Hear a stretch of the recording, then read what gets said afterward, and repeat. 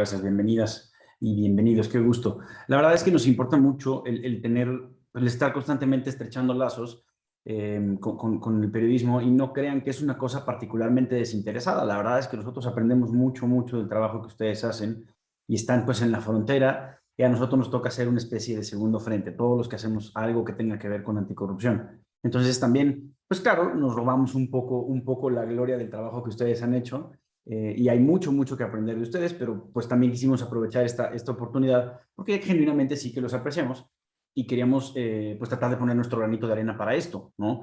Y la idea detrás de este taller o de esta charla es que aprendamos un poquito de las herramientas, de estos trucos abogadescos que nosotros solemos usar dentro del campo de lo nuestro y que también les pueden servir mucho para lo suyo. Seguramente muchos ya los conocen, tal vez no al 100%, seguramente no con el nivel de detalle que los conoce Alejandro, ya verán por qué es nuestra superestrella, pero también nos va a enseñar algunos trucos para lograr mejores y más rápidos resultados, ¿no? Entonces, pues Alejo, ya te comprometí a un montón de cosas, entonces o los dejo con Alejandro, los dejo en buenas manos. Yo aquí voy a estar de cualquier manera, pero bueno, me gustaría presentarles a Alejandro Alvarado. Como dijo Sujaira, es nuestro director de litigio estratégico, que quiere decir que él es nuestro campeón. Para todos los temas en los que el instituto sale a hacer la buena lucha, estamos todos detrás de Alejandro.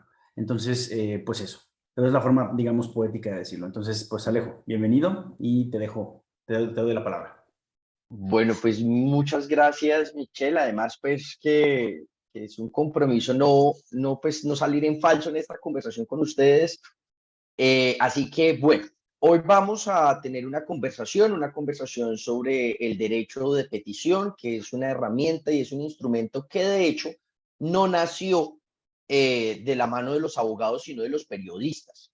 La lucha y la tensión en Colombia por el derecho al acceso a la información pública ha sido una briega, ha sido un trabajo que abanderaron inicialmente periodistas de la casa editorial El Tiempo, en las redacciones de política, y la consolidación de ese derecho ha tardado 30 años desde la Constitución del 91 hasta la fecha y no ha estado exento de distintos intentos de desmonte, como lo que pasó en la pandemia, que sucedió pues con los términos constitucionales para dar respuesta, perdón, los términos legales para dar respuesta a los derechos de petición.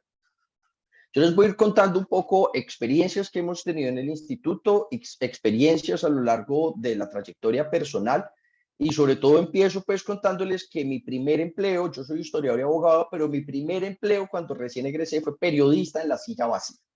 Entonces me tocó sentarme en una sala de redacción y en esa sala de redacción empezar a construir una serie de contenidos de investigación que usaba como fuente fundamental la información pública, e información pública además de distinta naturaleza.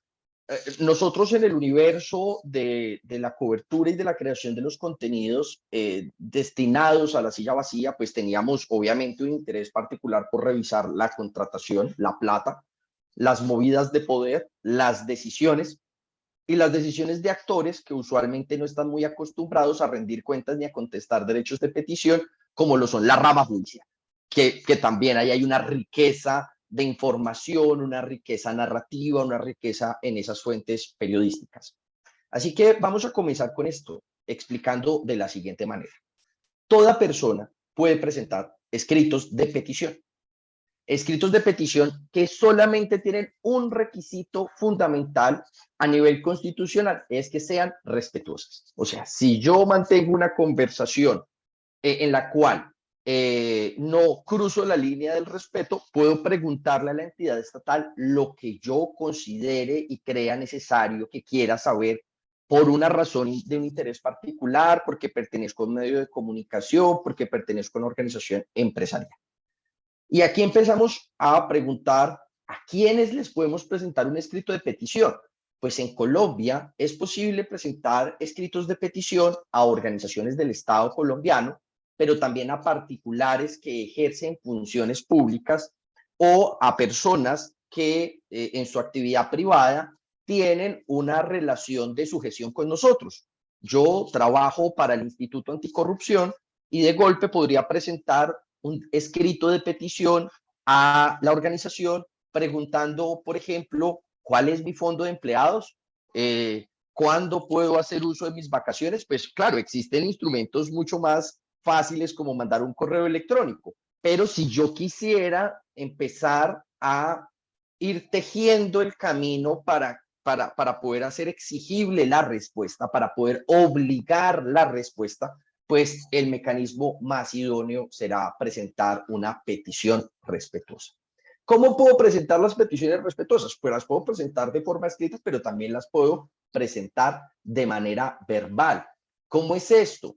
Pues ustedes que se están formando como periodistas o que ejercen el oficio del periodismo, pues asisten ocasionalmente a ruedas de prensa, a reuniones con funcionarios públicos y de golpe, si ustedes están en la mitad de la conversación, pueden definitivamente levantar la mano y decir, nosotros o yo, Alejandro Alvarado, presento, señor alcalde, un escrito de petición o una petición de manera verbal con el fin de que me sea contestado este requerimiento de información. Obvio, eso exige que yo entregue los datos en los cuales deseo ser notificados. Hoy día la virtualidad y la pandemia nos ha permitido mejorar, en mi consideración, mejorar las posibilidades de acceder a información pública, además en unos mejores formatos, en unos formatos mucho más usables, que nos facilitan el procesamiento de grandes volúmenes de información,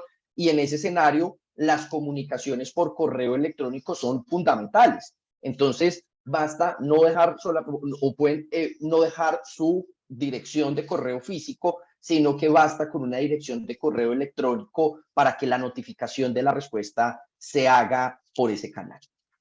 Y entonces aquí vienen unas experiencias bien interesantes. Los canales a través de los cuales yo tengo conversación con la entidad de la que quiero obtener información. Resulta que hay una sentencia de la Corte Constitucional. Hace un par de meses hablábamos con una empresa de electricidad que me había contratado para esta conversación, y entonces yo les contaba esta historia. Resulta que un ciudadano en Popayán escribió al Facebook de la empresa de aguas de Popayán: señores Aguas de Popayán, tengo una pregunta, una publicación de muro, vean esta belleza, una publicación de muro en la cuenta del acueducto, donde hacían un anuncio que era el cierre de unas calles por unas obras que se estaban realizando en vía pública. Y entonces este ciudadano presenta formalmente la petición, dice, venga, yo quiero preguntarles a ustedes de qué fecha va a estar este cierre, pero además aprovecho esta linda oportunidad para preguntarles quién es el contratista, cuál es el valor de las obras contratadas y el objeto de esas obras. Y entonces, en efecto, el administrador del perfil de Facebook le responde y le dice, señor, recibimos atenta nota. Entonces, recibió. Miren esto, recibimos atenta nota. Entonces, el asunto es que esto fue escalando, fue escalando, fue escalando, y el ciudadano presenta una acción de tutela diciendo, vea, yo me comuniqué con la entidad pública a través del perfil de la red social, a mí me contestan y me dicen que atenta nota, pero pues tomaron nota, pero nunca me respondieron. Y entonces presenta una acción de tutela que es el mecanismo legal que permite la protección de ese derecho fundamental del artículo 23 de la Constitución Política de Colombia a presentar peticiones respetuosas.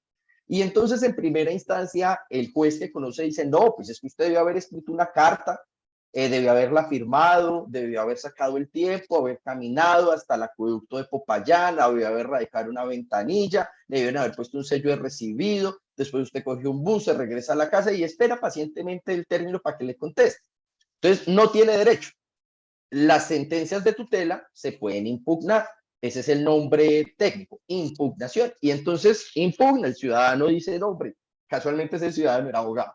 Entonces el tipo impugna y en el tribunal de Popayán empiezan a analizar la cosa y vuelven y le dicen que no. Le dicen efectivamente, existen unos canales oficiales que bien pueden ser físicos, como la ventanilla única, que definitivamente es un espacio físico en un edificio público donde uno va con su carta de amor y va y dice, vengo a radicar esta correspondencia y le ponen a uno el sello, pero también existen otros canales virtuales en las páginas web de las entidades oficiales y de las empresas de servicios públicos orientadas específicamente a la recepción de la documentación. Entonces uno dice, pues hombre, inicialmente esto sí que me hace sentido. Pues si existe una ventanilla única y existe un portal web donde existe una ventanilla única digital, pues debería usarlo de esta manera. Pero entonces las tutelas llegan a la Corte Constitucional en una cosa que se llama revisión. Y llegó a la Corte Constitucional y la Corte Constitucional empieza a analizar y dice, vea, ven esto en temas de redes sociales y de comunicación, dicen, el sentido de presentar peticiones a una entidad pública es que haya una comunicación entre el usuario o el ciudadano o la persona y la entidad. Efectivamente, las redes sociales son mecanismos idóneos y adecuados para tener una conversación, una comunicación entre los usuarios, los grupos de interés y la entidad. Entonces, se entiende que si una persona de la empresa tuvo comunicación, recibió la comunicación, pues en efecto lo que tenía sentido es que le diera trámite a la comunicación. Y entonces uno empieza a decir, bueno, pero esto es un poco complicado porque eventualmente si yo le quiero enviar un derecho de petición a Presidencia de la República, pues Presidencia de la República seguramente tiene un correo que dice contacto@infopresidencia.gov.co, pero también puede tener un correo que se llame lalitolopez@presidencia.gov.co. ¿Se lo puedo enviar a él? Sí, se lo puedes enviar a él. ¿Y él qué debe hacer? Resulta que en Colombia la reglamentación, permíteme por favor compartir pantalla, existe una reglamentación de derechos de petición, reglamentación que no está hecha para abogados, sino para ciudadanos, porque toda persona puede presentar peticiones respetuosas. Entonces, la redacción de esa ley es muy simple, es muy sencilla. Y entonces, aquí nosotros tenemos ese lindo artículo 23 de la Constitución Política de Colombia, pero tenemos otras reglas, otras normas que nos permiten encontrar las reglas que son exigibles en materia de acceso a información pública. Por antonomasia, la ley 1437 de 2011, que se llama en el argot de los abogados el Código de Procedimiento Administrativo y Contencioso de lo Administrativo. Suena enredado, esto ya suena un trabalenguas, pero fundamentalmente es la norma que regula el desarrollo de la actividad administrativa. Y en el primer capítulo de esa ley establecieron cuáles eran las modalidades de derechos de petición, porque en Colombia no existe solo una modalidad, existen tres, cuando menos tres modalidades de derechos de petición, dependiendo de la información, la profundidad de la información y en la cantidad de trabajo administrativo que conlleve responderle a la persona que está formulando la petición. Entonces, esta norma 1437, como ustedes se podrán dar cuenta y ustedes bien lo saben, el Congreso de la República funciona más o menos a medias, fue declarada parcialmente inconstitucional. Entonces tocó inventarnos otra ley que cumpliera con los trámites que exige la Constitución y así nació la ley 1755 de 2015 que reglamentó ya finalmente todos los procedimientos y trámites administrativos relacionados con la presentación de peticiones ante particulares y ante autoridades o entidades del Estado. Entonces, ahí ya ustedes empiezan a encontrar la cajita de herramientas que como periodistas ustedes pueden echarle mano, muchos medios de comunicación o muchos periodistas que trabajan freelance o muchas organizaciones periodísticas que no disponen de un abogado especialista en estos temas. ¿Lo necesitan? No, no lo necesitan, porque nuevamente lo que les he venido reiterando a ustedes es que este derecho es un derecho fundamental diseñado para un ejercicio masivo por parte de la ciudadanía.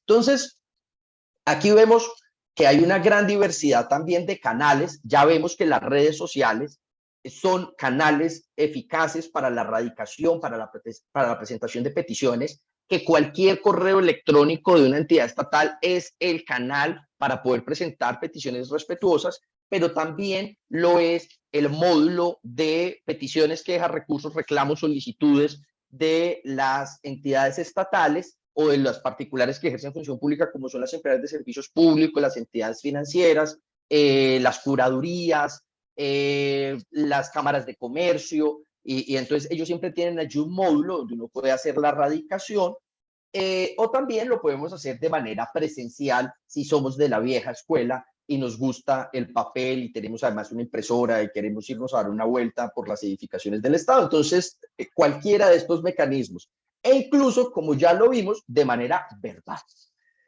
Y es que en últimas, esto es bien interesante porque en realidad materializa el acceso a la información, que debe tener varias cualidades y que la misma ley, la 1755, establece. Por ejemplo, la respuesta que se da a mi petición de información tiene que ser clara, tiene que ser completa, tiene que ser precisa. Porque, ¿qué pasa? A nosotros nos ha pasado en temas de litigio. Entonces, le preguntamos a una entidad pública como la Agencia Nacional de Licencias Ambientales. Les voy a poner este ejemplo porque es un ejemplo de la vida real.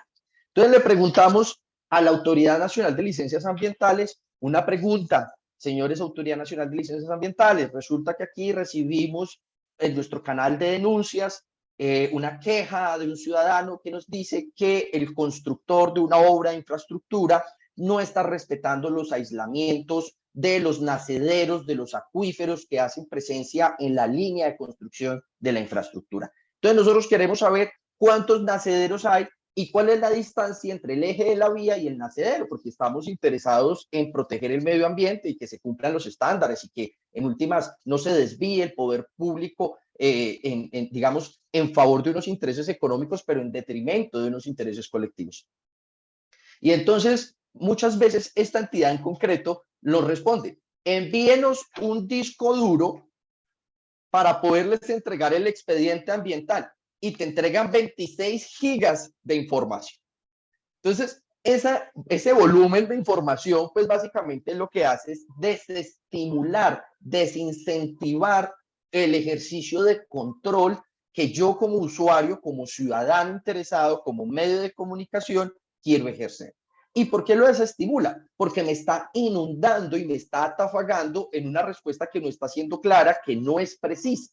Entonces uno dice, bueno, ¿y yo qué hago? Porque es que finalmente, si yo pregunté, pues la entidad va a decir, yo le contesté. O sea, contestarle le contestó, pero me contestó lo que yo le estaba preguntando. La respuesta es no, no me contestó lo que yo estaba preguntando. ¿Yo qué puedo hacer? ¿Me tengo que ir a contratar un abogado? ¿Me deprimo? ¿Qué puedo hacer? Entonces, el asunto es, tienes dos opciones. La primera, presentar una insistencia. Presentas una insistencia ante la entidad diciéndole, venga, qué pena, muy rico y todo, pero yo la verdad es que le pregunté a usted por la cantidad de nacederos. Yo es que no necesito todo este volumen de información. De hecho, yo es que vivo en Titiribí y enviarle a usted un disco duro, pues eso implica toda una tarea. Yo necesito saber es esta información en concreto, que sé que usted es la entidad que la produce porque me he informado previamente. Entonces, la insistencia le da una segunda oportunidad a la entidad para que el funcionario reflexione y diga, hombre, sí, la verdad es que yo no contesté lo que debía. Pero de lo contrario, pues aquí viene el litigio. Sacas el Street Fighter que llevas dentro y presentas una tutela. Presentas una tutela. Entonces, también ya, aquí me están haciendo unas preguntas, ya empiezo a contestarlas. Entonces, en primer lugar, el asunto es que puedes presentar una acción de tutela, primero, de manera virtual. Tampoco tienes que ir a un edificio judicial, no tienes que ser abogado, no tienes que ir donde el abogado del medio de comunicación, sino simplemente le dices, señor juez de la República, no te tienes que saber el nombre. Desde el pueblo más chiquito de Colombia hasta la ciudad más grande, todos los jueces son jueces de tutela. Entonces, si tú eres un periodista de Titiribí Estéreo, o eres un periodista que trabaja para la casa editorial El Tiempo, pues simplemente escribes en una carta, respetado señor juez, yo me llamo Pedro López, Mi dirección de notificación es la carrera 25 con cuarta. Yo presenté una petición de información a la entidad pública tal o al particular tal en la fecha tal. Aquí le envío la captura de pantalla, por ejemplo, miren lo artesanal que es esto y por eso también lo interesante de la materialización del derecho. Aquí le envío la captura de pantalla, yo les envié un inbox a la empresa de acueducto, que literalmente la sentencia de tutela fue así, la captura del inbox de la comunicación con la empresa de servicios públicos. O yo envié esta comunicación que tuvo este radicado, o yo envié este correo electrónico de esta fecha. Ha pasado el término y hasta el sol de hoy no te he vuelto a ver, no me han contestado. Entonces, el juez de la República, lo único que entra a observar allí es si se respondió o no se respondió, siguiendo las reglas definidas por la ley 1755 y por la ley 1437. O sea, que haya sido clara, que haya sido completa, que se haya cumplido en los términos de la ley para ese fin. Entonces, el asunto viene aquí en este punto. Aquí Angie Marcela Garay dice, la insistencia no es solo en los casos en los que la entidad apela a algún tipo de reserva.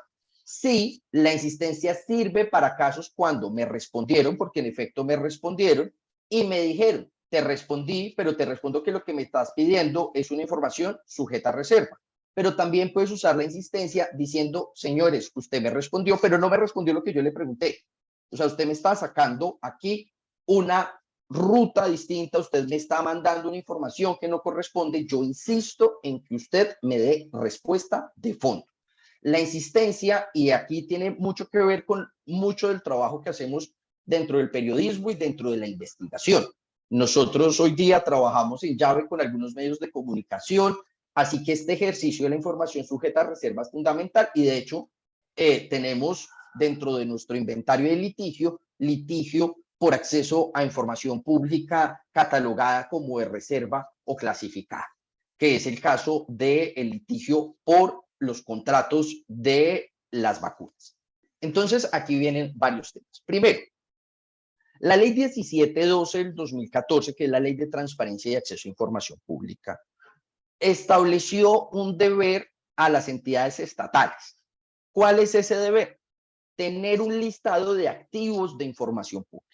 Entonces uno dice, bueno, por ejemplo, una alcaldía, vamos a coger la alcaldía de Titiribí, nuestro municipio de ejemplo.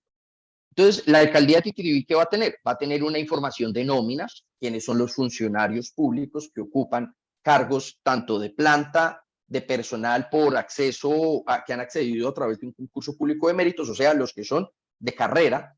También tendrá información sobre las hojas de vida de los funcionarios de libre nombramiento y remoción y seguramente tendrá en esos archivos pues todo el historial laboral de los empleados y de los funcionarios. Y aquí comienzan a haber unas dualidades y unos linderos que debemos empezar a entender. Por ejemplo, en Colombia, conocer quiénes son los funcionarios públicos es público. O sea, yo puedo decir fácilmente a la alcaldía de Titiribí, entrégame un listado que me relacione quiénes son los funcionarios públicos que ocupan cada cargo, cuál es su rango salarial o su asignación salarial, cuál fue la fecha de su posesión, cuál es su nivel de formación y además quiero que me cuente qué actividad desarrollan al interior de la entidad. La respuesta es completa. Pero si yo le pregunto, entrégueme las historias clínicas de todos los empleados de la administración, que me van a decir, la historia clínica es un documento sujeto a reserva, es personal, es un dato sensible, es un dato personal. Entonces, vean que yo puedo acceder a una parte de la información que tiene una relevancia pública, pero hay una parte del activo de información que está sujeto a reserva. Entonces, la ley 1712 señalará historias clínicas de empleados oficiales, reservado. Yo puedo preguntar por el archivo de contratos, salvo los contratos expresamente señalados por la ley que tienen un carácter relacionado con seguridad nacional y orden público, y no todos los contratos, pues tienen algún tipo de reserva. Todo el resto del documento es público.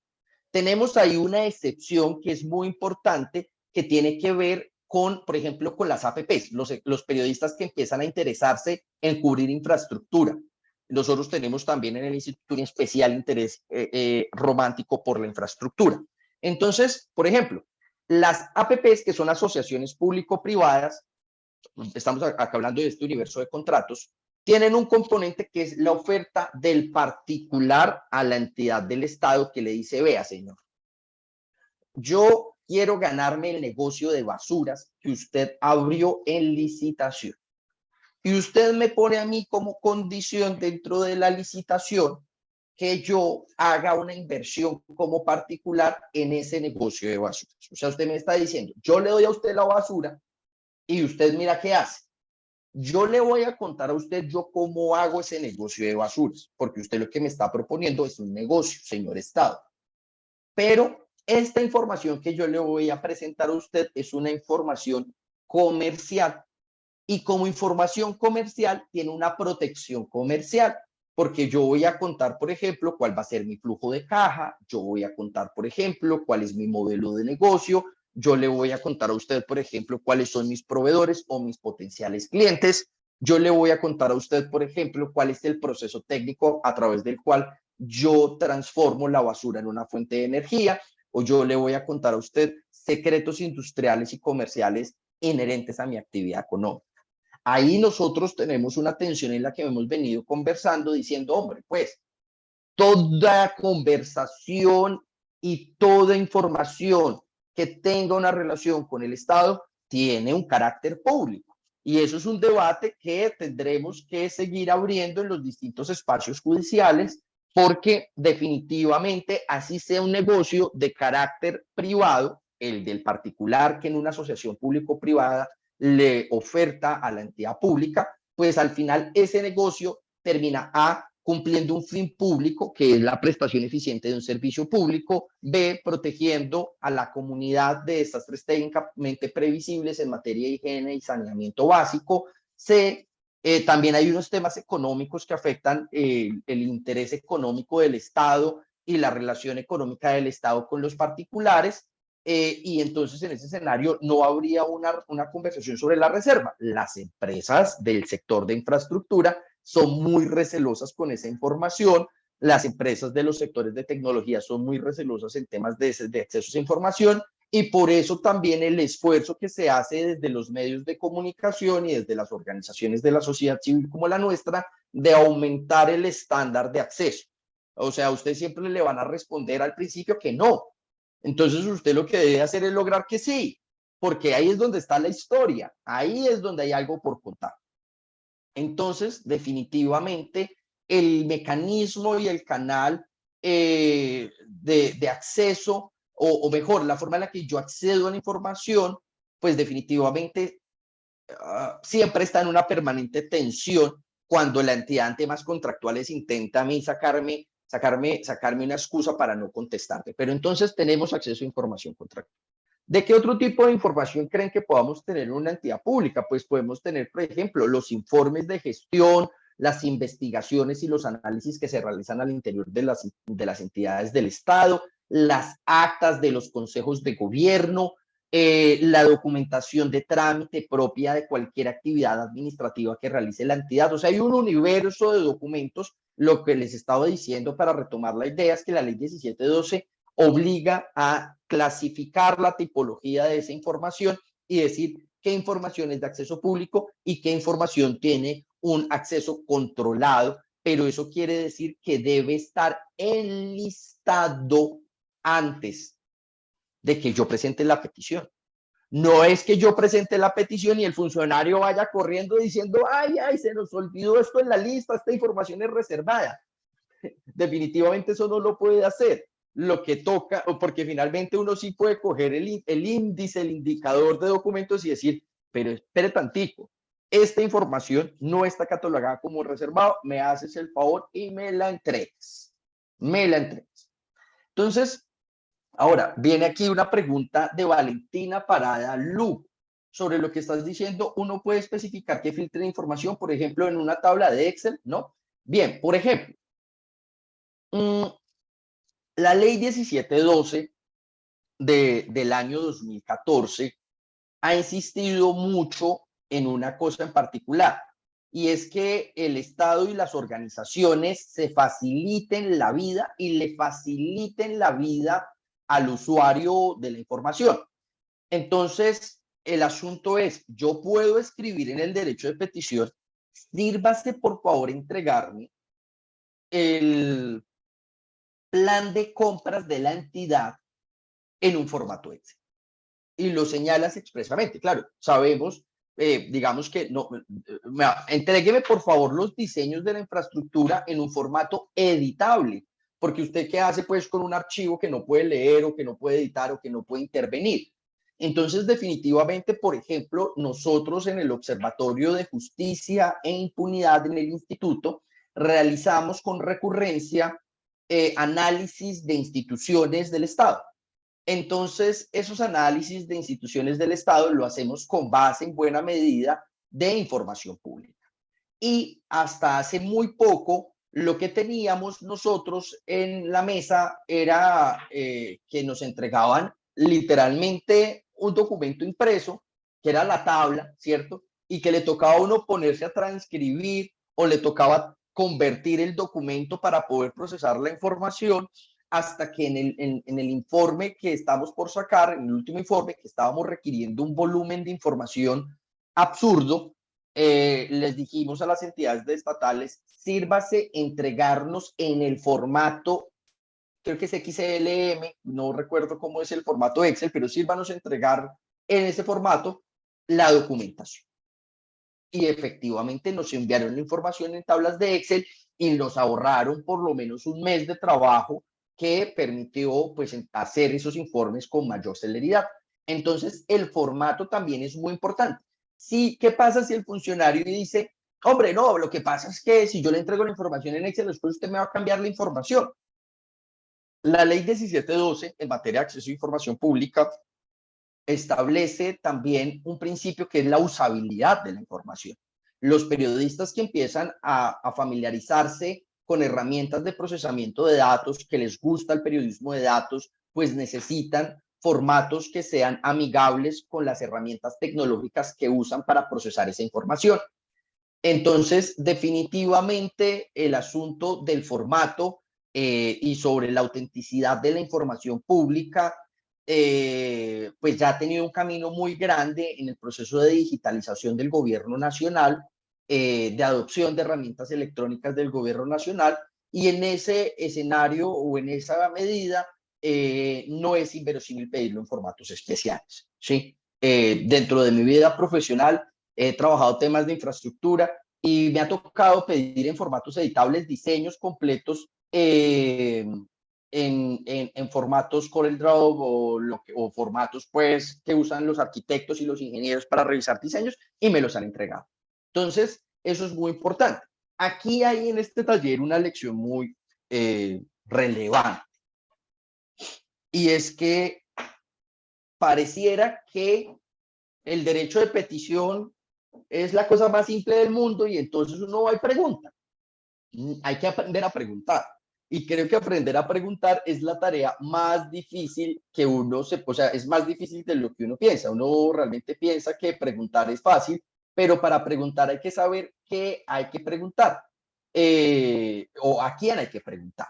Entonces, en primer lugar, ustedes son periodistas en su mayoría, tengo entendido, y entonces a uno también le pasa, uno dice, ¿qué entidad será la que tiene velas en ese entierro? ¿Será que será la ANI? ¿Será que será el ANLA? ¿Será que será la Gobernación del Atlántico? ¿Serán todas las anteriores? ¿Quiénes serán?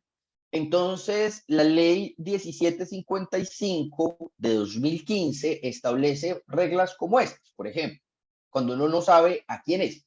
Digamos que estamos hablando de un tema de infraestructura fluvial, la navegabilidad del río Magdalena, el dragado del canal del dique, bueno, lo que sea. Entonces nosotros decimos, eso es ANI. Ya salió una nota de prensa que la ANI va a tomar una decisión. Entonces hay que preguntarle a la ANI. Puede pasar dos cosas. Yo escribo mi escrito de petición, y le envío el escrito a la Agencia Nacional de Infraestructura. Si la Agencia Nacional de Infraestructura no es la entidad competente, dice, vea, lo que tiene que ver con el río Magdalena no tiene que ver conmigo, eso es un tema de Cor Magdalena, que es la Corporación para la Protección del Río Magdalena. Entonces, lo que debe hacer es remitir, no es decirle a usted que no le responde, remitir a Cor Magdalena, al competente, la petición. Esto pasa a nivel interno de la organización y a nivel externo también. O sea, si yo le estoy preguntando al director de infraestructura fluvial, si es que existe ese cargo en la Agencia Nacional de Infraestructura, y el tipo le dice, no, maestro, mire, eso está en la dirección de estructuración. Entonces, él lo que debe hacer es remitir, reenviar esa petición a la dependencia que él sí sabe que tiene la respuesta. Porque en últimas, el peticionario es un particular, el peticionario es externo a la organización interna del ministerio o de la entidad descentralizada o de la entidad territorial. Uno no sabe pues quién es quién al interior de cada entidad. Entonces, ese proceso de remitir al competente para que responda es muy importante. Y lo mismo dentro de la organización. Y lo mismo ocurre cuando yo le estoy preguntando a la entidad equivocada, le estoy contestando, le estoy preguntando a la entidad que no es la competente, ella lo que hace, la entidad, es un oficio remisorio y remite a la entidad competente para que nos dé respuesta. ¿Sí? Esto definitivamente altera los tiempos de respuesta. ¿Por qué razón? Pues porque yo cometí un error también en preguntarle a quien no era y yo no puedo luego decir, en todo ese proceso, pues yo arranqué aquí el 19 de agosto a presentar la petición, entonces me responden el tiempo, que son los 10 días. No, cuando yo me equivoco en la revisión de la información, en la solicitud de la información, pues cuando la entidad lo recibe, la entidad que sí es la competente, ahí empieza a correr el término. Ahí empieza a correr el término realmente de respuesta, porque se ha corregido, se ha enmendado un error en la radicación. Entonces, aquí vienen un par de preguntas, voy a parar un momento para preguntar. Cuando se obtienen sentencias de tutela favorables, bien sea en primera o segunda instancia, muchas veces las entidades no reconocen las órdenes que allí se imparten. ¿Qué pasa cuando inclusive los incidentes de desacato no funcionan? ¿Cómo pueden los y las periodistas hacer efectivas las sentencias que amparan sus derechos sin necesidad de presentar hasta 9 incidentes? He tenido casos así, o inclusive de presentar otra acción de tutela para garantizar la efectividad de la otra. Eh, es una gran pregunta. Yo siempre que me preguntan una cosa de esta, siempre digo, saca uno la cédula y dice República de Colombia y se da cuenta pues que está en Colombia. Y en Colombia nosotros pues justamente por eso hacemos estos espacios de conversación con periodistas y con el público en general, porque sabemos que existen maneras de dilatar y de evitar dar respuesta de fondo a las peticiones, no solo de los periodistas, sino de la comunidad en general. Los incidentes de desacato definitivamente son el instrumento, o sea, ya aquí en la respuesta tú me estás diciendo, presenté incidente de desacato, me mamaron gallo, perdón por el francés, volví a presentarlo, volví a presentarlo, volví a presentarlo, y creo que ahí es donde tú dices, aquí hay una gran historia por contar, porque si me están escondiendo tanto esta información, seguramente es porque hay algo que está muy mal en todo esto, pero va a ser inevitable que te presenten 50 solicitudes distintas. Nosotros hemos tardado más de un año y es que aquí es donde viene el trabajo, por eso es que esto es interesante y por eso es que en última se necesita un equipo de litigio dentro del instituto. A nosotros nos ha empleado un año de trabajo para que formalmente, ya hoy, informalmente tenemos acceso a los contratos, para que formalmente nos hagan entrega del contrato del tema de vacuna, con sentencia judicial ya en curso. Las empresas farmacéuticas, el Ministerio de Salud, la Unidad de Gestión del Riesgo han hecho de todo para no contestar. Entonces, de manera sostenida, nosotros hemos insistido, ya estamos muy cerca, sí, tuvimos que llegar a tutela contra el tribunal para que ordenara las medidas de desacato, para que nos respondiera de fondo, y ahí es donde viene, obviamente, la riqueza de esta lucha, porque es una lucha y por eso no es que, o sea, pues no es que carezca de intensidad, tiene toda la intensidad, no nos contestan. Entonces, es muy importante entender que dentro de esta relación con el Estado no hay una relación del todo pacífica, y que en muchos casos sí uno puede llegar hasta un año, a tardar un año en acceder a la información. Entonces, este escenario que Viviana Basto nos cuenta es un escenario real.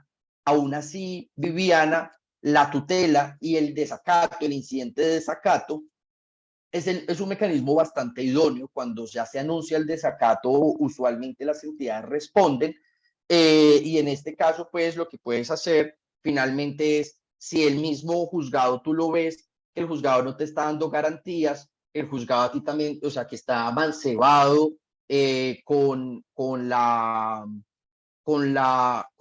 entidad estatal, porque hay muchos jueces que son amigos del alcalde, que son amigos del gobernador, que son amigos del funcionario público o que no quieren controvertir el poder del Estado, pues de los funcionarios públicos. Lo que puedes hacer es solicitar, por ejemplo, el acompañamiento de la personería municipal, de la Defensoría del Pueblo o de la Procuraduría General de la Nación, que ellos tienen una vigilancia judicial, y tú le dices, oiga, señores, mire, yo le mando esta carta porque estoy hasta el cogote, hasta el copete de pedir y pedir información, han pasado estas cosas a lo largo del proceso, esto está completamente irregular, por favor, intervenga. Y la Procuraduría, que evidentemente tiene un poder de inspección, de vigilancia administrativa superior y un poder además disciplinario, definitivamente tiene una capacidad de darle seguimiento, y entonces uno ya va entregando un poquito la maleta que implica esta búsqueda de información en casos de investigación.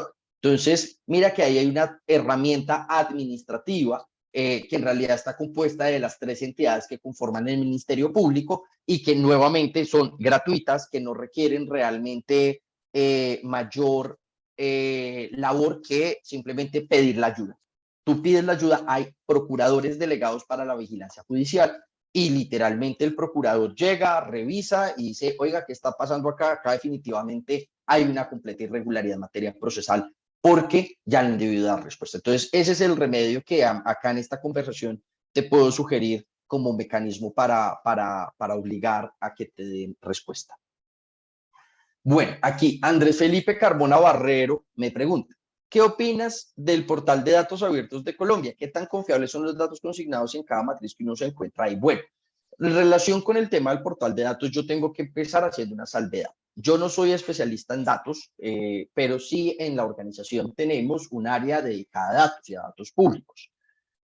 Lo que yo uso en temas de datos, he usado bases de datos relacionadas con temas de licenciamiento ambiental, ubicación de pozos para paseos ambientales, y digamos que lo que uno encuentra son información que en gran medida es confiable, está anonimizada, no necesariamente es una información, o sea, creo que ahí es donde viene un papel de contrastación y de verificación de la información, pero creo que ahí es donde está también la riqueza de hacer periodismo con datos.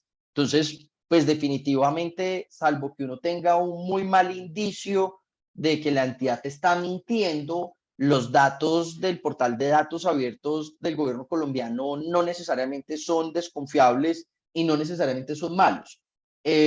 A veces siento que no necesariamente son tan útiles como uno lo quiere. A nosotros nos entregaron hace poco una base de datos gigantesca de pasivos petroleros, y cuando la fuimos a ver, dijimos, bueno, pues aquí están las identificaciones de las personas, aquí están las identificaciones de los pozos, pero nos toca complementar con otras fuentes esa información. Ahora, también creo que, por ejemplo, nos pasa mucho con la Administración de Justicia en concreto, donde uno ve que la Corte Suprema de Justicia lleva una estadística, la Fiscalía lleva otra estadística, la Procuraduría lleva otra estadística, y entonces ahí realmente yo te puedo decir que la información realmente todavía está bastante lejos de ser confiable, y sobre todo que hace parte también de lo obsoleto que funciona todavía el Estado. Pero, por ejemplo, usar bases de datos que se descarguen de SECOP. Ahora estamos haciendo una investigación en temas de contratistas de prestación de servicios. Es una información muy rica, muy interesante, porque si sabes preguntarle a la base de datos, o sea, si llegas con la pregunta correcta, con la pregunta adecuada, creo que la base de datos te empieza a decir la información que tú quieres o que tú necesitas para contar la historia. Entonces, dependerá mucho de la entidad de la que estemos hablando, dependerá mucho de la entidad que estemos auscultando, que estemos revisando, y dependerá también mucho de los periodos que estemos consultando. Creo que los datasets cada vez son mejores, es lo que la impresión que a mí me genera en, en la impresión que tenemos en las investigaciones que hacemos, y nos permite realmente decir con claridad cuando alguno de los indicadores que estamos teniendo en cuenta dentro de la investigación no es el más idóneo o no se está comportando como uno esperaría. Les cuento acá otra historia, y es que estábamos revisando cuánta plata invertía un ministerio en un programa que cacareaba todo el tiempo cacareaba, que eso era la machera, que eso servía muy bien, y entonces preguntamos por la plata. Creo que ahí hay un tema, yo no pretendo, pues aquí, este es un cursillo sobre derechos de petición y no sobre periodismo, pero creo que lo clave, lo que viene bien siempre será preguntar por el responsable de tomar la decisión, o el responsable de ordenar el gasto público, o el responsable de verificar el cumplimiento de un contratista, en el caso de un supervisor. El nombre propio, siempre hay que humanizar la responsabilidad del funcionario al que nosotros preguntamos, y dos, siempre preguntar por la plata. Entonces, si uno sigue la plata, eso es como en el bosque seguir a Hansel y Gretel, que iban dejando migajitas de pan hasta encontrarse en la mitad del bosque con la casa de la bruja. Definitivamente, preguntar por la plata siempre permite entender cómo funciona como red, desde la estructuración del proceso contractual, la adjudicación, la ejecución y el periodo de garantías de toda obra o programa social adelantado por el gobierno colombiano, en toda su extensión. O sea, tanto entidades del orden nacional como en las entidades del orden territorial, como también descentralizadas, como también los particulares que prestan un servicio público o ejercen actividad administrativa por delegación o de forma transitoria. Entonces, aquí viene ese tema que yo les decía, hay que reflexionar en cómo yo le pregunto a la entidad y cómo formulo la pregunta. Hace un par de meses tuve la oportunidad de compartir con José Manuel Reverón, que trabajaba en su momento en la antigua Cambio, en la Cambio inicial, para el 2000, tal vez 14, no recuerdo muy bien la fecha, y José Manuel nos contaba cómo todo había comenzado por un derecho de petición. El tipo manda un derecho de petición, radica a un derecho de petición ante el Ministerio de Ambiente, ante el Ministerio de Agricultura. José Manuel Reverón fue el periodista que armó Ingreso Seguro. Y entonces el tipo pregunta y dice, bueno, ¿cómo es este tema de la convocatoria? ¿Cierto? ¿Quién es el responsable de la convocatoria? ¿Cuáles son los plazos? ¿Cuáles son los beneficiarios? ¿Cuál es el objetivo? ¿Cuál es la razón por la cual se va a tomar esa decisión? ¿Cuánta plata estamos hablando? Miren que estamos usando las mismas formas de preguntar como cuando éramos chiquitos. ¿Qué, cómo, cuánto, quién? Exactamente igual. Si yo pregunto con claridad, le doy menos posibilidades a la entidad pública, al funcionario público, de que me saque el quite en el requerimiento de información pública. Eso es muy importante, no perderlo de vista. Si yo pregunto con claridad qué está pasando con esto, es más fácil que me respondan, o que por lo menos les quede mucho más difícil responderte con evasivas. Entonces José Manuel Reverón envía el derecho de petición, y vean esto: el ministro de Agricultura de su momento fue personalmente a la edificación, creo que Cambio funcionaba en el mismo edificio que la Casa Editorial del Tiempo, y va personalmente. Ese ministro era Andrés Felipe Arias, y le entregan un cartapacio con letra, era una cosa, me dice, me demoré un año leyendo, o sea, pues lo leía y decía como, pues pucha, tengo que sacar las 3 notas del día. Y durante un año empezó a armar. Un año después vuelve y presenta el derecho de petición. Pero ya Andrés Felipe había salido. Entonces ya no fue tan cuidadoso de contestarle la información y ahí empieza a desbaratarse. Y miren que Andrés Felipe Arias hoy día, a estas horas, debe estar en algún establecimiento carcelario o en casa por cárcel, no sé en qué diablos esté, pero el asunto es que el efecto final de la historia fue una historia que reescribió completamente la historia del país y todo arrancó con un escrito de petición. Ahora, en la tipología de los derechos de petición, tengan en cuenta que hay varios tipos de petición. La hay en su forma más básica, que es la petición de información, donde yo simplemente estoy requiriendo a la entidad para que me entregue copias o para que me responda información de conocimiento público que puede ser de cualquier naturaleza. Por ejemplo, una entidad como una alcaldía que tiene desde Secretaría de Educación hasta Secretaría de Tránsito, pues yo puedo preguntar muchas cosas allí, hay una gran riqueza de información. Entonces yo puedo preguntar, por ejemplo, ¿cuál es la fecha de matrículas? ¿Cuándo puedo matricular mi pelado o mi pelada? ¿Cuál es el presupuesto de la Secretaría? Que si se dan cuenta, es información que se supone está a la mano del funcionario tomador de decisiones, ¿cierto? Puedo preguntarle, por ejemplo, cuál es la fecha en la que será aperturado el proceso contractual para la remodelación de instituciones educativas o cuántos maestros han sido nombrados en propiedad durante el último periodo de gobierno. No tendría ningún problema el funcionario público en dar respuesta en el término legal que a partir de la ley 2207 del año 2022 fueron restablecidos. Entonces, usualmente una entidad tendrá 10 días para contestar. Ahora, hay otro tipo de peticiones como la petición de consulta. Es la petición o el tipo de petición que más tiempo puede llevar.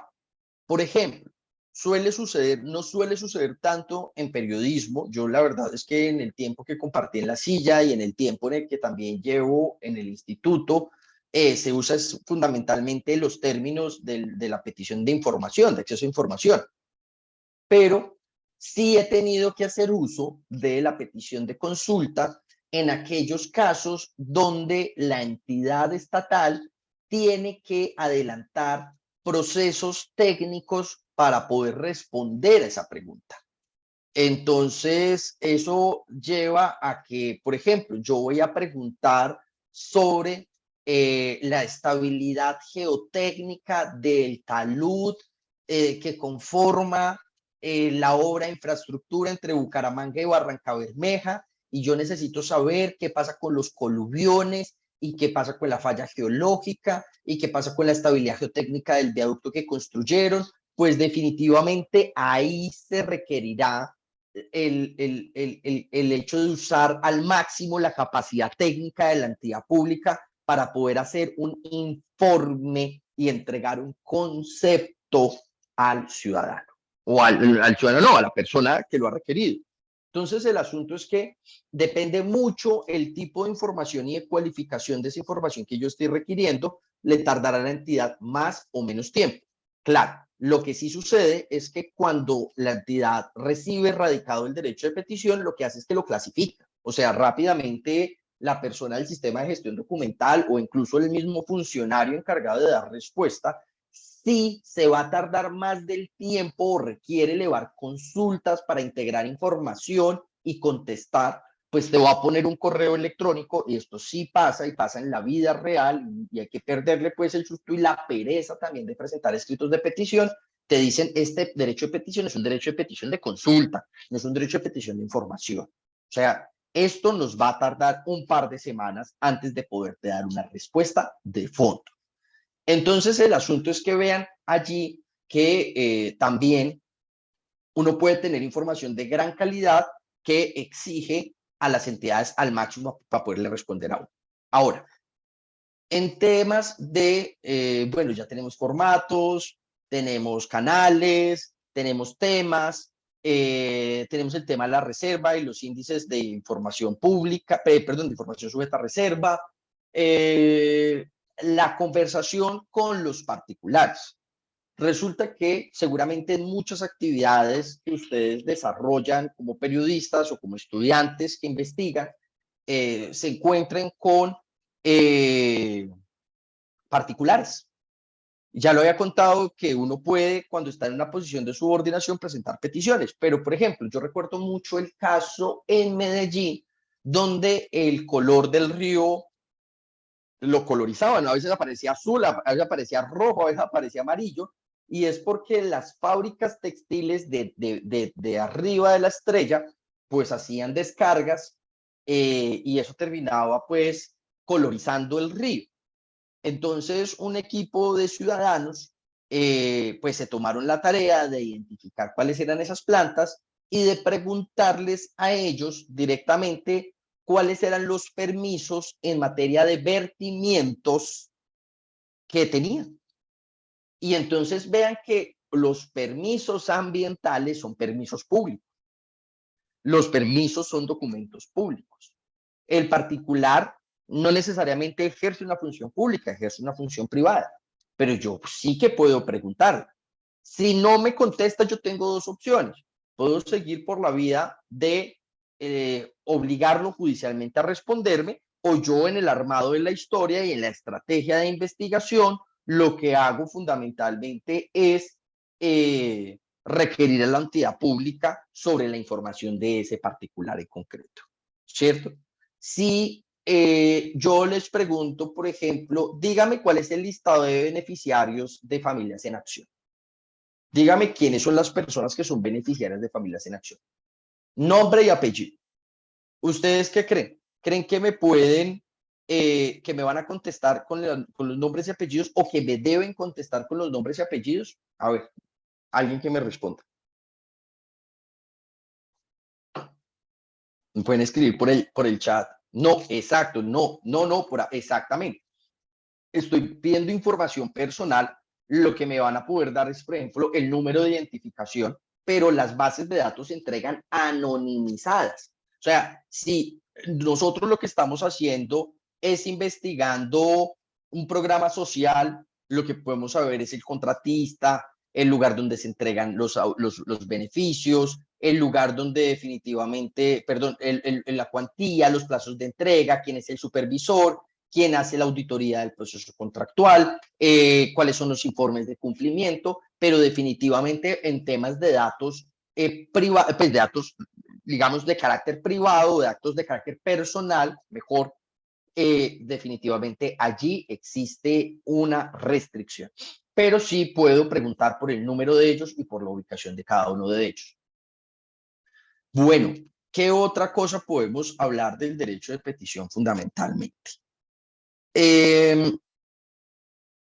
Yo creo que es muy importante insistir una cosa, y es que uno sí debe entender o tiene mayores posibilidades de éxito un derecho de petición cuando el derecho de petición es preciso, que es corto, es puntual, no se compliquen, no se enreden, no tienen que recitar las 250 normas sobre el tema.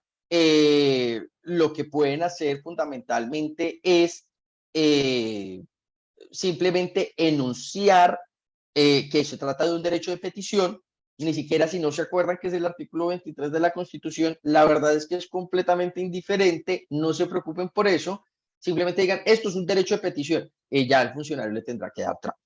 Bueno, pues yo creo que por aquí vamos entrando ya al periodo de preguntas. Así que yo quisiera que ustedes me empezaran a preguntar. Natalia Romero Peñuela, me quedé con la duda de la solicitud de consulta. ¿Eso también dentro de la legislación que tenías ahorita? Sí, sí, sí, sí, sí, sí, sí. El derecho de petición es el derecho de petición de consulta. El derecho, ya les vamos a mostrar.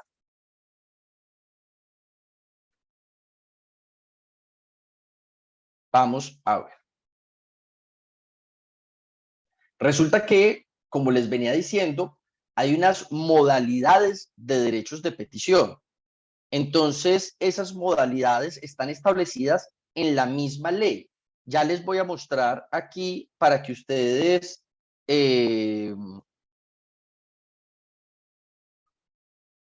para que ustedes lo puedan realizar.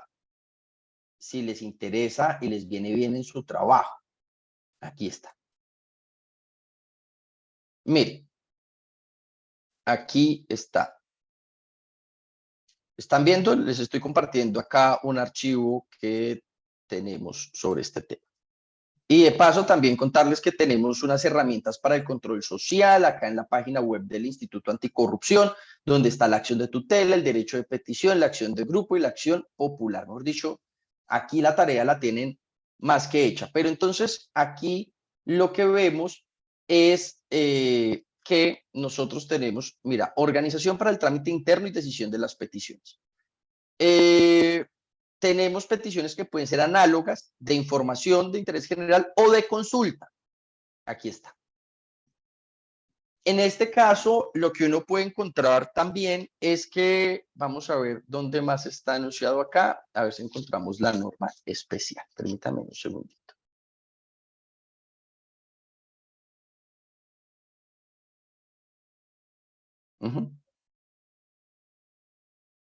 Mira, acá lo tenemos. Términos para resolver las distintas modalidades de petición, salvo norma legal especial o so pena de sanción disciplinaria, toda petición deberá resolverse dentro de los términos de 15 días. Entonces, aquí viene una confusión, pero tranquilos, vamos con calma, no hay que ponerse aquí nervioso. Las peticiones de documentos y de información tendrán que resolverse en 10 días.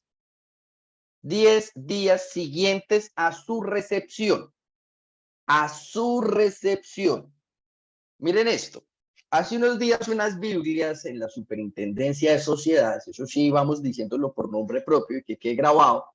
Nosotros radicamos hoy la petición y entonces por allá el jueves nos mandaron un correo electrónico de la siguiente semana diciéndonos recibida. No. Recibida es el día que yo la metí. Yo la radiqué. Lo que pasa es que hablemoslo coloquialmente. O sea, ahí en ese momento empiezan a contar los 10 días. Que no vengan con el cuento de es que yo le di el radicado, fue 20 días después. Ah, no, maestro, qué pena con usted.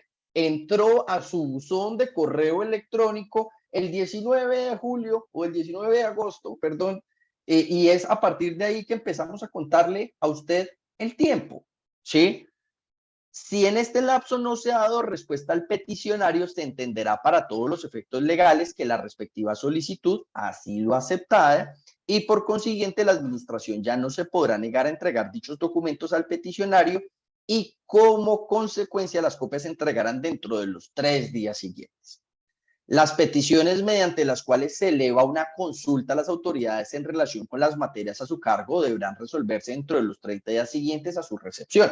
Entonces, por ejemplo, se me viene aquí a la cabeza, le puede uno preguntar a la entidad pública, dígame cuáles son los barrios del municipio donde yo estoy ejerciendo mi labor periodística, donde estoy haciendo esta tarea, que están en condición de situación de riesgo, pues que tienen un muro desestabilizado, que necesitan una obra, o cuántos son las personas que ejercen ventas callejeras en la ciudad, o dígame por favor cuáles son las personas beneficiarias de programas para el adulto mayor y cuál es hay que hacer un informe, hay que hacer un análisis. Entonces, definitivamente, eso implica que cuando yo recepciono como funcionario, te voy diciendo, ve, vamos con calma, yo te entrego la información con el mayor gusto, pero es que esto además de información es una consulta que yo tengo que hacer al secretario, al alcalde, y que esto va a tardar un término hasta que yo te pueda dar una respuesta de fondo, ¿cierto? Entonces, bueno, aquí dice Valentina Parada Lugo. Tengo una pregunta. Cuando uno pone una tutela porque no respondieron un derecho de petición, ¿el juzgado ordena responder en X número de días o de horas? Y la entidad impugna, de todos modos se puede abrir incidente por desacato, así hayan impugnado. No. Muy buena pregunta.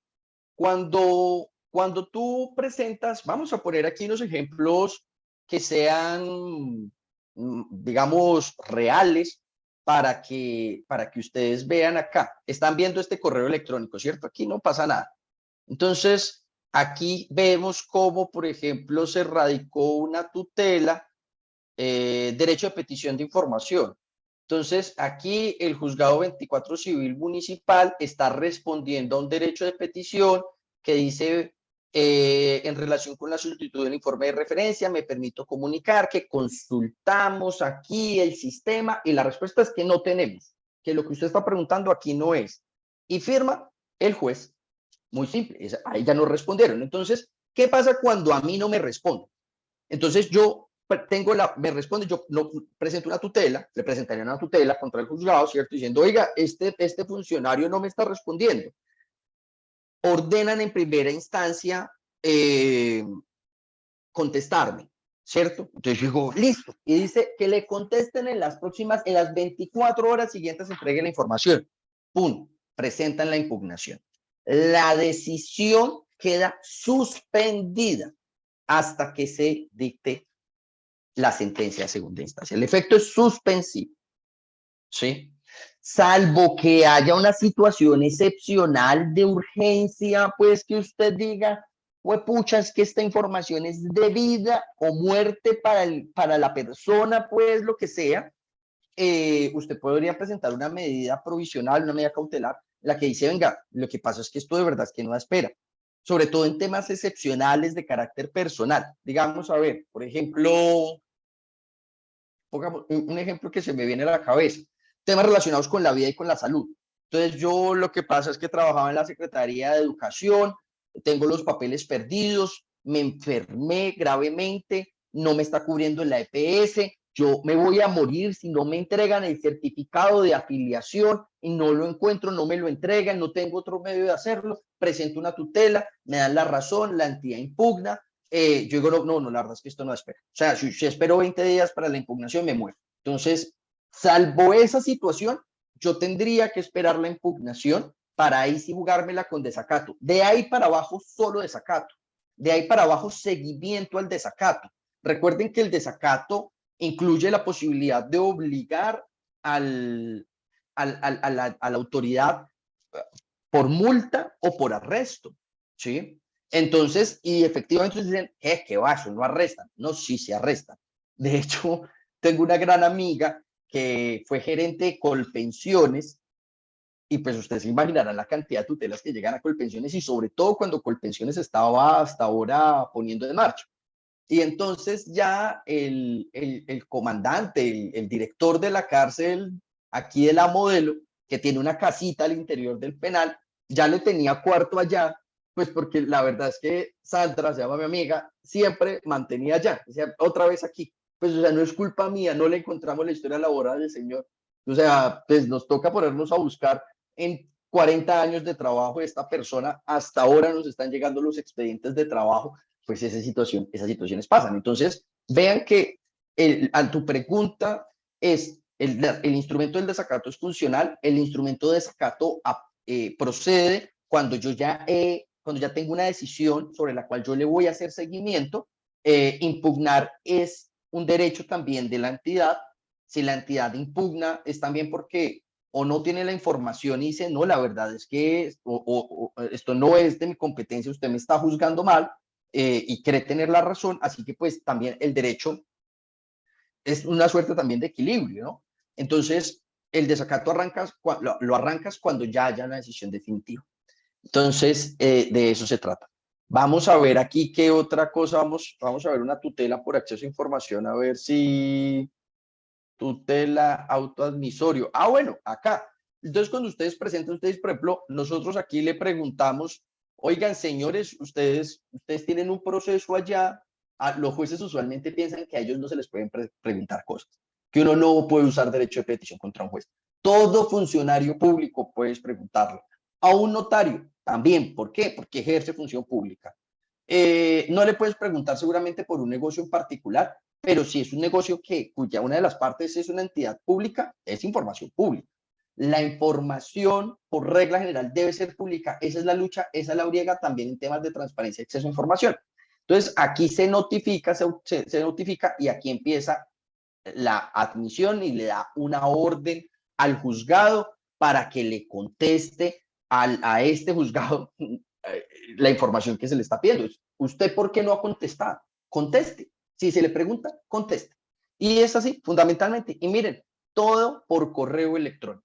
Entonces, esa es una gran ventaja porque, sin lugar a dudas, el periodista, eh, el periodista definitivamente hoy día puede investigar de donde quiera, desde cualquier lugar del mundo. Ahora sí podemos realmente o relativamente trabajar desde cualquier parte. Nosotros trabajamos temas en Putumayo, por ejemplo, en el instituto, en Barrancabermeja, en Barranquilla, en Antioquia. Entonces, todo desde la casa. Aquí Julián Ríos me pregunta, ¿qué tanto alcance tiene este trámite preferencial que establece la ley para los periodistas? Es decir, si desde la petición inicial solicito que se agilice la respuesta apelando a que este término preferencial, pero no me lo entregan, ¿en qué plazo? ¿Puedo hacer algo, cambiar las fichas para presentar? A ver, dame un segundo, te contesto esto. Dame un segundo. Si quieren pueden ir escribiendo qué otras preguntas tienen ustedes para poderlas ir contestando también de forma...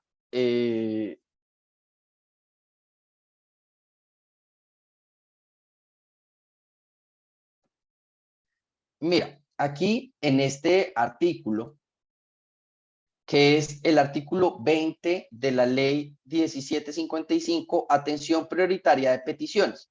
Las autoridades darán atención prioritaria a las peticiones de reconocimiento de un derecho fundamental cuando deban ser resueltas para evitar un perjuicio irremediable al peticionario, que es la historia que les estaba contando del señor que dice, si usted no me entrega mi historia clínica, me va a quedar sin afiliación, si me quedo sin afiliación, básicamente me pelo. Entonces, este es un escenario de estos, quien deberá probar sumariamente la titularidad del derecho y el riesgo del perjuicio invocado. Cuando por razones de salud o de seguridad personal está en peligro inminente la vida o la integridad del destinatario de la medida solicitada, la autoridad adoptará de inmediato las medidas de urgencia necesarias para conjurar dicho peligro, sin perjuicio del trámite que deberá darse la petición. Si la petición la realiza un periodista para el ejercicio de su actividad, se tramitará preferencialmente. Entonces, el asunto es que, por ejemplo, este mismo escenario del trámite preferencial que tienen los periodistas también lo tienen los congresistas. Lo que sucede es que usualmente lo que pasa es que en la práctica tú sí puedes decir, puedes usar, por ejemplo, el membrete del medio de comunicación o señalar claramente que tú estás haciéndolo en ejercicios de una actividad periodística para que de esta manera el funcionario receptor lo lea y lo entienda de esa manera, porque pues la persona divina no es, y puedes invocar rápidamente pues el artículo que corresponde, que es el artículo 20 de la ley 1755 del 2015. Dices, mire, señor, este trámite es preferente, o sea, incluso preferente a los 10 días. A un congresista suelen responderle en un término de 5 días. Eso es lo que sucede. En algunas ocasiones yo me he servido de las UTLs, de las unidades de trabajo legislativo, para que me entreguen información, de manera más rápida. ¿Qué otra pregunta tienen ustedes?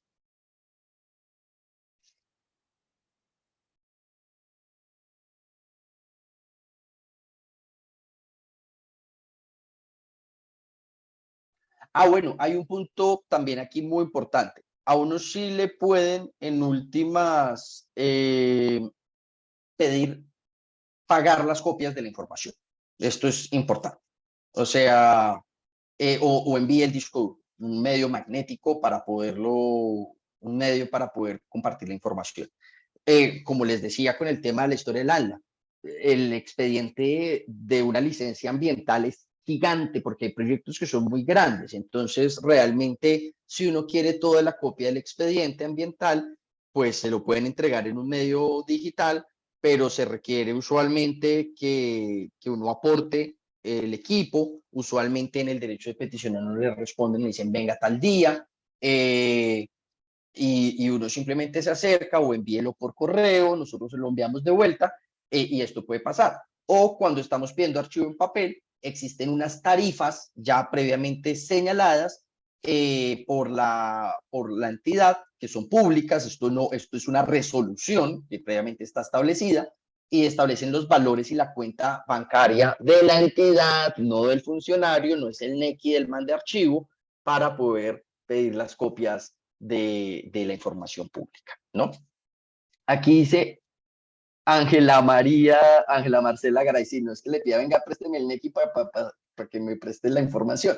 sino que usualmente te dicen, bueno, si usted va a entregar más de 50 páginas, pues la verdad es que cada copia le cuesta 500 pesos. Van a tener un funcionario ahí, un Chinomatic sacando copias, así que pague porque esto es trabajo administrativo. Angie Marcela Garay, en el caso en que una entidad dé respuesta parcial o una parte de la petición y niegue otra por reserva, ¿se podría mandar una insistencia? Para ambos casos se debe mandar tutela por la respuesta parcial e insistencia por la respuesta, por la reserva negativa, por la negativa por reserva. Pues mira, mi recomendación en torno a eso, a partir de la experiencia que nosotros tuvimos con el tema de las vacunas, es que tú presentes tu insistencia íntegra. Tú dices, mire, yo le pregunté, pregunta 1, me respondió esto. Pregunta 2, usted me respondió esto. Pregunta 3, usted me respondió esto. Esto es completamente incompleto. Esta es una información que, y cuarto, me está diciendo que además de esta información de aquí para abajo está sujeta a reserva. Entonces, efectivamente, el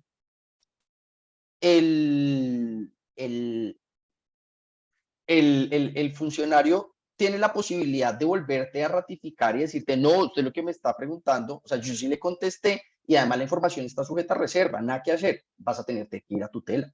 O sea, sin duda, no lo pierdas de vista.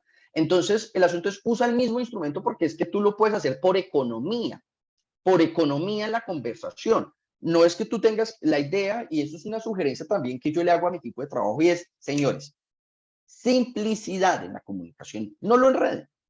Usted necesita preguntar y usted dice, mire, yo lo que necesito básicamente es que usted me entregue esta información porque esta información no está sujeta a reserva. Esta es la argumentación por la cual no está sujeta a reserva.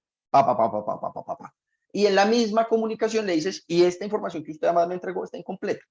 Si no te responden, pues tú ya sabes que estás jugada y que te toca ir a una pelea judicial para acceder a la información. El tema de derechos de autor de estos documentos, ¿cómo se maneja? Dice Ricardo Gabriel. Pues la información pública es de dominio público en un sentido literal. Lo que uno, pues fundamentalmente creo que si así te respondo a tu pregunta, pues lo que uno hace, pues obviamente es hacer una relación de fuentes y dice, este documento es un documento del Estado colombiano, pues le meto el hipervínculo, ¿cierto? Pero, por ejemplo, el tema de salvo diseños, miren esto, ahí hay unos temas interesantes, como por ejemplo el tema de los diseños, que los diseños pueden ser de un particular, pues lo que pasa es que el uso de esa información no puede tener fines comerciales, tiene fines periodísticos. Entonces, en ese escenario, el tema es que si tú los divulgas bajo el ejercicio de tu derecho de libertad de prensa, y esa libertad pues te permite hacer la divulgación de información pública.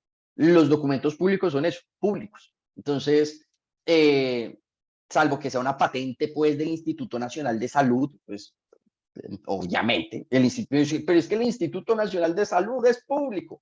Sí, es público, pero lo que estás haciendo es que ellos hicieron la vacuna contra, no sé, no sé si el instituto hace vacunas, pero seguramente sueros, sí hace sueros antiofídicos de serpientes. Dice, pues hombre, nada que hacer, usted lo que hizo fue revelar un secreto comercial porque la empresa tiene una actividad económica. Entonces, o porque la entidad tiene una línea económica, comercial. El Estado también es una empresa privada, ¿sí? Por ejemplo, la licorera de Antioquia. El Estado produce aguardiente. En Colombia el Estado produce aguardiente. Entonces, pues definitivamente seguro vas a poder contar las cuentas de la empresa y vas a poder contar las movidas de poder detrás del control de la licorera de Antioquia, que yo creo que es una gran historia. Pero seguramente la fórmula del aguardiente o qué tanto, pues de un porcentaje o el otro, pues ahí hay una información que es comercial, tiene una característica comercial y por tal tiene una protección industrial. Pero por lo demás, y por regla general, la información es pública y está hecha para ser contada al público. Bueno, una entidad que argumenta que no tener la información digitalizada podría verse obligada a digitalizarla para responder un derecho de petición. Sí, la información puede ser o debería ser digitalizada para respondértela. Debería tener o podría eventualmente, si en materia de política de gestión documental tiene eso un costo, definitivamente pues te lo van a trasladar a ti. A nosotros nos pasó con todas las resoluciones del Consejo Nacional Electoral que nos decían que estaba en papel y sí que se tardaron varias semanas en digitalizarla y nos la entregaron digitalizada. Entonces, tú puedes decir, necesito la información digitalizada, pues porque además yo estoy en Noruega y estoy haciendo mi tesis doctoral. Eso pasa mucho con la gente que hace trabajos relacionados con administración pública o que está en otros países y necesita acceder a la información pública. Recuerden que hay un criterio de usabilidad y de accesibilidad de la información, que son principios de la 1712 y que definitivamente, pues lo que busca es facilitar el acceso a la información.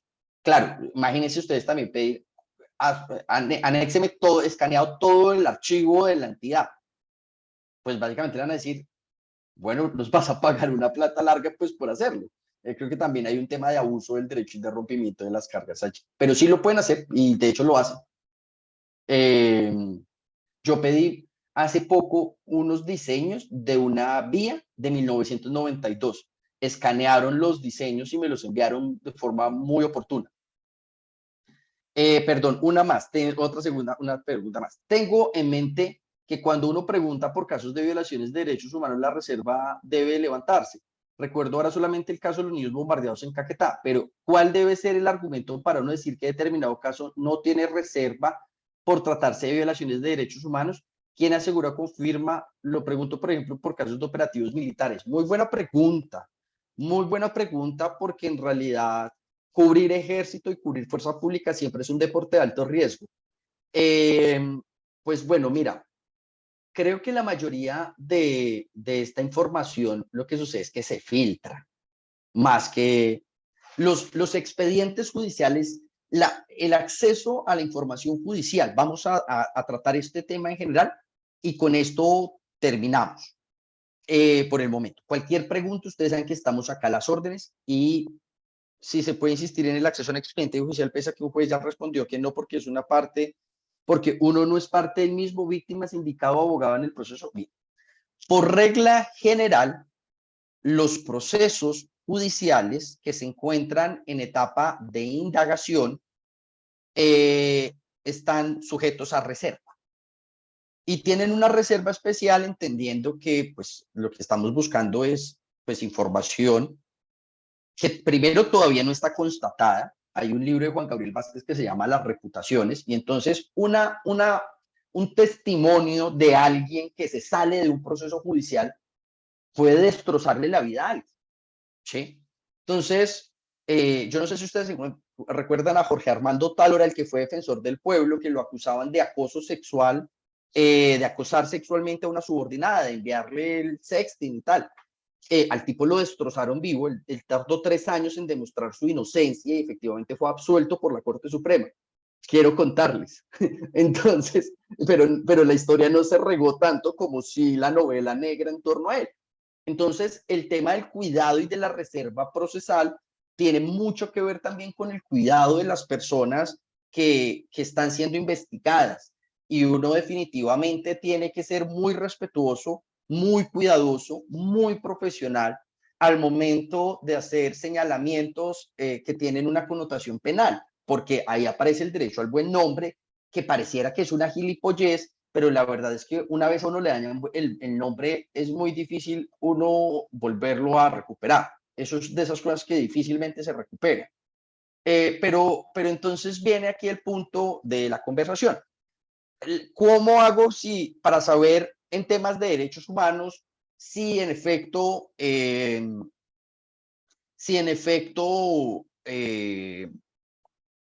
una información operacional? Y siendo una información operacional que tiene connotación de seguridad nacional, puede estar sujeta a reserva. Ahí está la insistencia. Creo que Angie Garay está bastante familiarizada con el tema.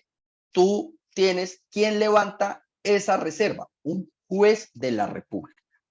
Es el juez el que se encarga de mediar en la valoración documental y decir, aquí hay un interés periodístico porque la opinión pública tiene el derecho a saber qué pasó en esas operaciones, y por tal razón, aun cuando usted me dice que hay de por medio una razón de confidencialidad en razón a un secreto de la actividad operacional, necesitamos saber quién fue el responsable de ese operativo, cuándo sucedió, la bitácora, Sí, digamos que real, y ahí es donde uno acude al juez, insistiendo en el acceso a la información, porque hay un interés superior. Por ejemplo, nosotros en el tema de las vacunas lo que estábamos haciendo es insistir en razón al derecho a la salud y a la salubridad pública, porque es que a ciencia cierta nosotros no sabemos qué nos metieron en los brazos con las vacunas. No es que nos hayan metido un chip, pero pues ustedes sabrán y estarán informados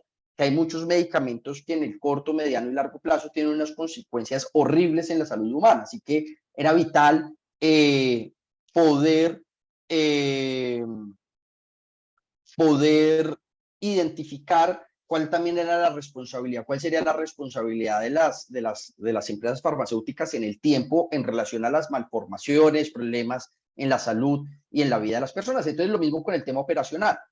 Eh, es un juez de la República el que hace ese levantamiento de la información, porque también es cierto lo que dice Andrés Felipe, y es que le dicen a uno, pero es que usted no es parte. Si el proceso está en juzgamiento, si el proceso es un proceso que todavía no ha sido concluido, el archivo de ese expediente y el control documental de ese expediente tiene una restricción. Lo mismo sucede cuando, de hecho, hay restricciones superiores cuando se trata de delitos, por ejemplo, de actos sexuales, donde la intimidad de una persona se ha ventilado en el marco del proceso. Entonces, que uno dice, pero es que fue el senador. Sí, pero usted ya sabe la sentencia, está condenado a 50 años de cárcel. Las intimidades que se ventilaron en el marco del proceso no las vamos a permitir saber. ¿Sí? Ahí hay unos temas muy interesantes en materia de la tensión entre el acceso a la información y el derecho a la intimidad de las víctimas, que definitivamente son fundamentales. Pero, por ejemplo, los expedientes en materia de falsos positivos. Uno puede consultar todo el expediente de falsos positivos o los expedientes que uno puede encontrar dependiendo, por ejemplo, en el caso de la JEP, anonimizados los nombres de los testigos, anonimizados los nombres de los declarantes, anonimizados los temas circunstanciales, las personas y las declaraciones, entendiendo que hay unos temas de connotación de seguridad de las personas. Entonces, ahí hay una tensión.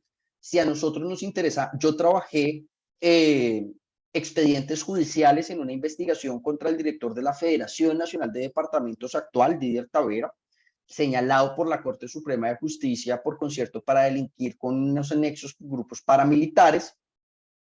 Y bueno, esto está quedando grabado, pero pues yo lo voy a contar. Afortunadamente, siendo abogado, un día yo me di cuenta que el expediente que yo estaba buscando estaba tirado en el piso en un juzgado de control de ejecución de penas. Y yo vi el expediente y me pareció, o sea, fue una suerte, fue suerte. O sea, hemos dicho, los periodistas de verdad hacen un trabajo, alguien los cuida. Y yo vi el expediente ahí, entonces yo dije, qué pena, es que yo soy el auxiliar del abogado que lleva el proceso, me lo permite para copia, tome, llévese. Ese proceso es un documento público. Eso ya ha hecho tránsito a cosa juzgada, ya no tiene ninguna reserva. Por eso me lo prestaron en la ventanilla, me lo entregaron en la mano sin ninguna petición, yo fui, le saqué copia y pude contar lo que quería contar. Declaraciones, todas las cosas que estaban ahí en el expediente. Entonces, el trabajo con fuente judicial, hay una parte que es fuente humana, que documentalmente hay unas restricciones de acceso, está la conclusión de esta conversación, sobre todo en temas que tienen o en procesos que tienen o un sujeto de especial vulnerabilidad, les contaba una persona víctima que ha sido víctima de un delito de connotación sexual, o en el caso, por ejemplo, de procesos que pueden poner en riesgo la seguridad de los declarantes, de los testigos, donde definitivamente la información puede entregarse de manera segmentada. ¿Qué se puede entregar? Por ejemplo, el escrito de acusación. El escrito de acusación es público. El escrito de acusación, el fiscal lo radica y dice, yo estoy acusando a Alejandro Alvarado de haber falsificado su título de abogado, falseando documento público.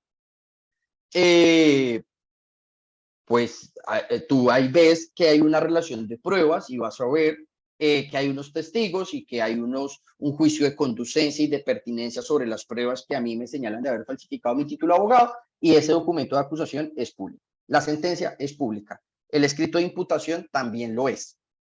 Los escritos que la Fiscalía le entrega al juez son públicos, pero muchos documentos que componen por dentro del expediente pueden tener un carácter privado, y dentro de la investigación de la Fiscalía, pues ahí sí depende caso a caso mucho de qué estamos hablando. Cuando tengan una duda de esas, recuerden que pueden tocar la puerta del instituto, que nosotros con el mayor gusto les sacamos el tiempo a revisar el tema, que realmente trabajar con periodistas siempre nos parece muy enriquecedor. Y bueno, pues eso es lo que yo tenía por contarles por el momento. No los molesto más porque esto eran como 40 minutos y aquí nos dan las 8 de la noche. Ustedes me siguen dejando hablar. Bueno. Bueno, Alejandro, muchas gracias a todos los periodistas, estudiantes que nos acompañan. También gracias por su tiempo, por extenderse un poquito más de lo que teníamos previsto, pero la conversación estuvo muy interesante. Como dice Alejandro, pues las puertas del instituto están abiertas para cualquier consulta que necesiten. Los que no tienen el WhatsApp del instituto, de los periodistas, está en la página web al final de la página principal. Ahí podrán encontrar el número y nos pueden escribir en el momento que nos necesiten. Gracias a todos por participar. Feliz noche, tarde. Chao, chao, qué gusto. Cuídense mucho. Gracias.